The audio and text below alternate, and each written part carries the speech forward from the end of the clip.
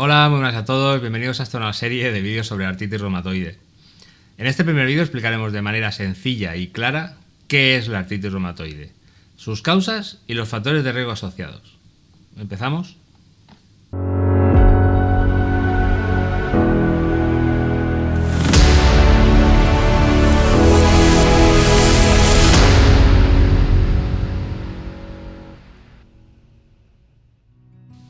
La artritis reumatoide es una enfermedad crónica y autoinmune que afecta principalmente a las articulaciones, pero también puede tener impactos en otras partes del cuerpo. Vamos a desglosarlo un poco.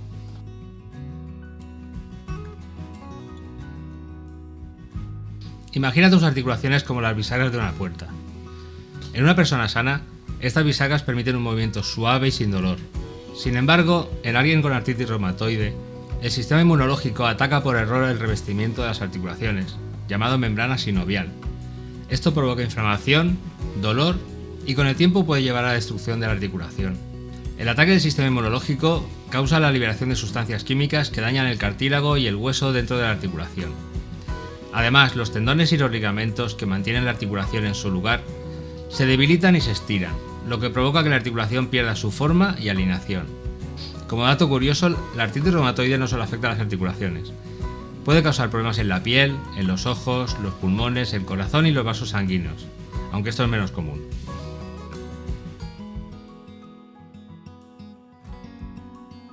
Entonces la pregunta es, ¿por qué mi sistema autoinmune, que debe defenderme de ataques externos, me ataca a mí? Pues lamentablemente, y a pesar de los avances en la investigación, la causa exacta de la artritis reumatoide y el porqué de este cambio no se conoce por completo, pero se han identificado varios factores que juegan un papel importante. Lo primero, hablemos de la genética.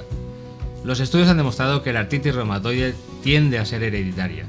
Si tienes un familiar cercano con artritis, tus probabilidades de desarrollar la enfermedad son mayores. Se han identificado ciertos genes que están asociados con un mayor riesgo de desarrollar artritis reumatoide, como el gen HLA-DRB1. Este gen es el que ayuda al cuerpo a distinguir entre las proteínas propias de las proteínas externas, como los virus o las bacterias. Sin embargo, tener estos genes no garantiza que desarrollarás artritis reumatoide, ni la ausencia de estos genes te garantiza que no la vas a desarrollar. Los genes pueden predisponer a una persona a la enfermedad, pero no son el único factor en juego. Los factores ambientales también son cruciales. Algunas infecciones bacterianas y virales se han relacionado con el desarrollo de la artritis reumatoide. Aunque no se ha identificado un patógeno específico, se cree que ciertas infecciones pueden desencadenar la respuesta inmunológica anormal en personas genéticamente predispuestas. Además, el tabaquismo es un factor de riesgo significativo. Fumar cigarrillos no solo aumenta el riesgo de desarrollar artritis reumatoide, sino que también puede empeorar la enfermedad en quienes ya la tienen. El tabaquismo también se asocia con una menor respuesta a los tratamientos. Y por último tenemos la respuesta inmunológica anormal. En las personas con artritis reumatoide, el sistema inmunológico, que normalmente protege al cuerpo de infecciones, se vuelve contra los propios tejidos del cuerpo atacándolos. Esta respuesta inmunológica errónea es un factor clave en el desarrollo de la enfermedad, aunque aún no se entiende completamente por qué ocurre. Es importante destacar que la interacción entre los factores genéticos y ambientales es compleja y no totalmente comprendida. La investigación continúa para entender mejor estos mecanismos y cómo pueden ser influenciados para prevenir o tratar la enfermedad.